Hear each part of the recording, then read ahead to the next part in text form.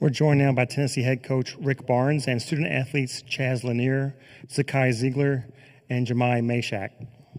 We will kindly ask Coach for an opening statement, then direct all questions to the student athletes. When that's finished, they can head back to the locker room, and we'll return to Coach for more questions. Coach, if you would, please start us off.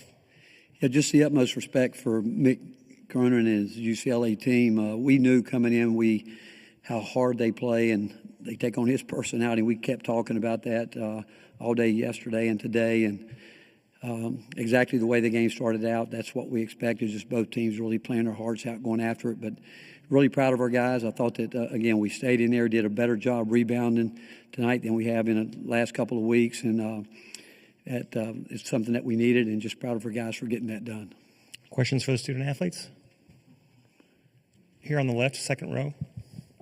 Ryan Sylvia, Vol Report. Chaz, you broke the Tennessee single-season record for threes made a game, or threes made a season. What does that mean to you, and were you able to talk with Chris Lofton at all about it?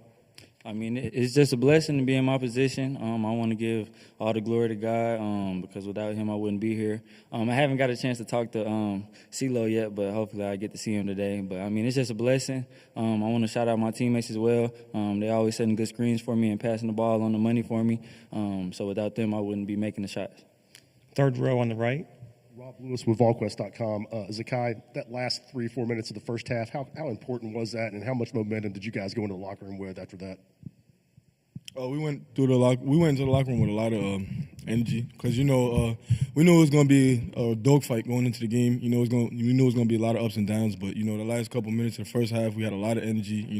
Getting turnovers and those loud plays. It really picked us up, and going into the locker room, we had a lot of energy. Second row on the left here. Wes Rucker, 24/7 Sports. Question for both Jemai and Zakai. With that, it seemed like they're late in the first half. Some of that trap stuff y'all were doing, did you know going into the game like this was part of the plan and we're going to use this? I mean, I think going in, we have a lot of things built in, but honestly, we're a team of adjustments, so we know how to adjust. We don't want to just give every team, our first look.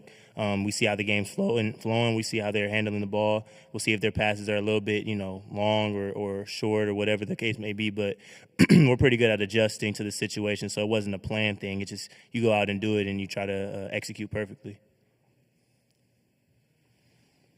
Other questions? On the right, third row. Any of you guys, the second half, it seemed like they were getting frustrated. I mean, could you tell that? Could you sense it? And I guess after about the first 5 minutes when you guys went up 13-15? Chaz, can you start? I mean, going into halftime, we knew that they wouldn't let off the gas, so we wanted to really make a point at getting at them and being aggressive on the defensive end coming out at halftime. So I feel like we did a great job pressing up and forcing turnovers. Second row on the left. Jemai, you're about to play in your third straight Sweet 16. At what point did you think that was something you could accomplish here at Tennessee? Honestly, as soon as I, signed with Tennessee, I knew that was something I wanted to do. I've been winning, all my career. It's not something that is new to me. So I'm not saying that just be cocky. I'm saying that because I put in the work. I had to grind for everything I had to, get. So just knowing that Sweet 16 was a possibility that I wanted to get to, I wanted to do it, and I knew this team was going to be able to do it. Fourth row on the left there, please. Therese Walker, the Associated Press. Apologies if it's been asked already, but for Jemai and Zakai, when Chaz is shooting the way he did tonight, how much of a boost does that give you guys when you're playing on the defensive end? Can we start with Jemai? No, it definitely gives a big boost. We see him putting in the work all the time. We always tell him that's nothing to be nervous about. You just go out there and you hoop.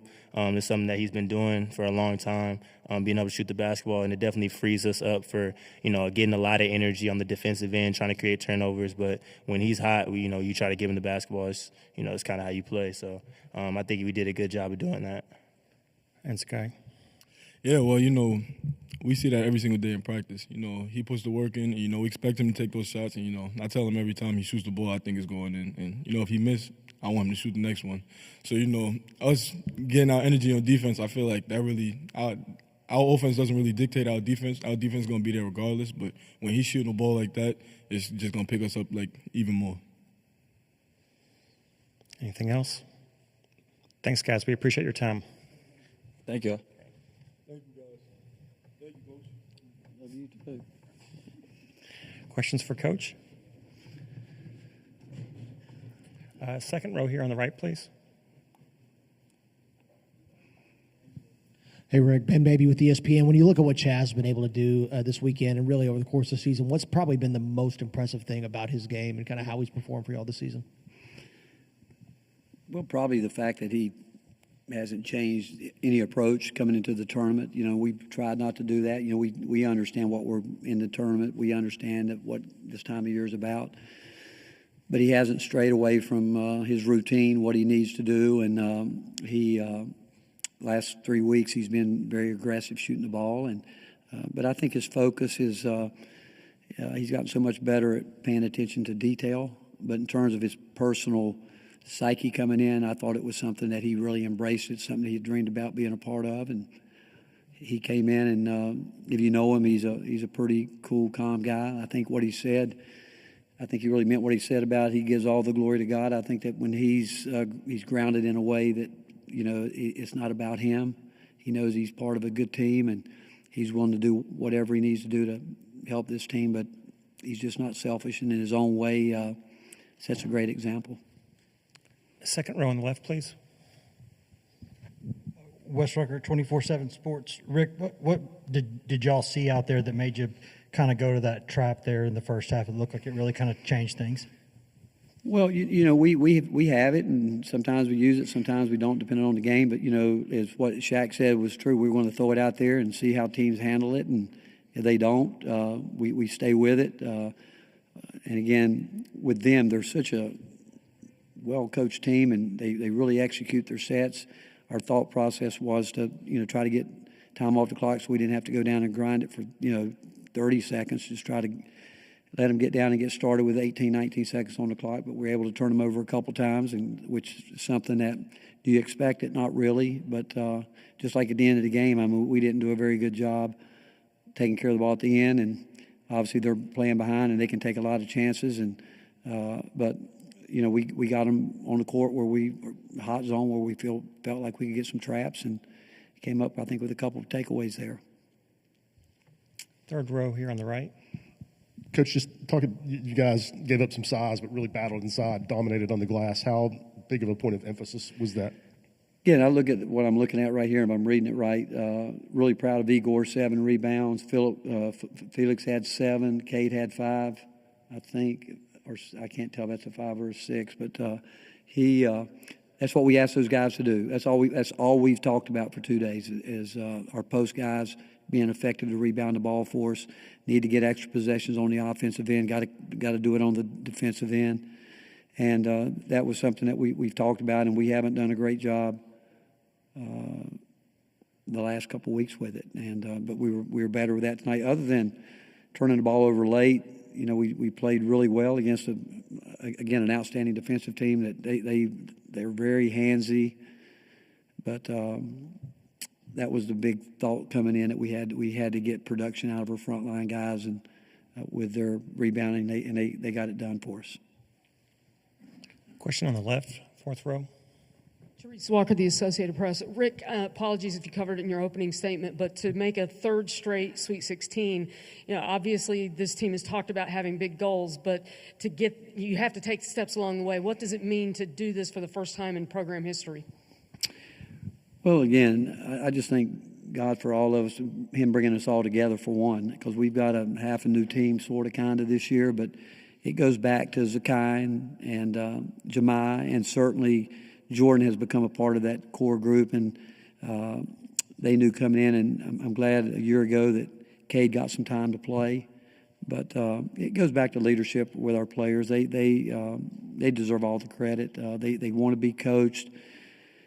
They know what we as a coaching staff expect from them every day, and they know we're going to try to be as consistent as we can doing our jobs, and we want them to do that. But it's just a great testament to these guys that they really do like each other, and they care, and they love our fan base. Obviously, it's great being here and having a lot of, you know, we've got the best fan base in the country, and we believe that. Everybody says it. We truly believe it, and these guys want to represent our university in the right way, but it goes back. I mean, obviously, I've got the best coaching staff in the country, but it goes to the players. I mean, they're the ones that grind it every day, and some of them obviously want to play more, but the fact that, our motto is it's not about me, and I think these guys really do exemplify that extremely well. Second row here on the left. Wes Rucker, 24/7 Sports. Rick, as you've gone back and looked at, some of the film stuff from the past couple of weeks with the rebounding things you haven't liked, has that been, eyes not in the right place, just kind of getting pushed at times? Like, what's when you look at that, what's caused some of those things you didn't like? Well, our opponents have a lot to do with it. I mean, because we play against some teams that emphasize it just as much as we do, but it really is a focus. And sometimes, I mean, we're obviously going to teach blocking out, but honestly, sometimes you just got to go get it. And I thought we did that tonight. We pursued the ball better. Obviously, we need our guards to be in there getting after it too. But our opponents have a lot to do with it. And we want to limit teams to one shot, but they're not going to let us do that. But I just thought the focus was really there tonight. And if you tell me going back, what did I learn? I thought that we weren't as focused as we needed to be in key positions there. But it's not, I don't think, because of a want to. It's just, it's hard. I mean, it's really hard to do when you're playing at the level of competition that we're playing against. You have time for one more question on the right. Rob Lewis with VolQuest.com. Coach, the little 1-2-2 3-quarter right before the half seemed like that really worked out well for you guys. Was that always part of the plan, or just? We've been using it a little bit more lately. We've had it, and Jemiah's said it. We've got a lot of things, and we probably would have had some more things in, but I still don't think we're at where we need to be with our ball screen defense, and everybody does it. I think that you've got to be elite there, especially this time of year, and they made some nice adjustments tonight and was hurting us in the middle there. And but so we probably didn't spend as much time working on that as you probably would like to, because we were trying to get some other things right to an elite level, and whether it's being in gaps, whatever it may be. But it's simple enough that you can use it, and we've gotten some confidence in it too, obviously, lately over the last couple of weeks. Coach, we appreciate your time all Right, week. thank you all.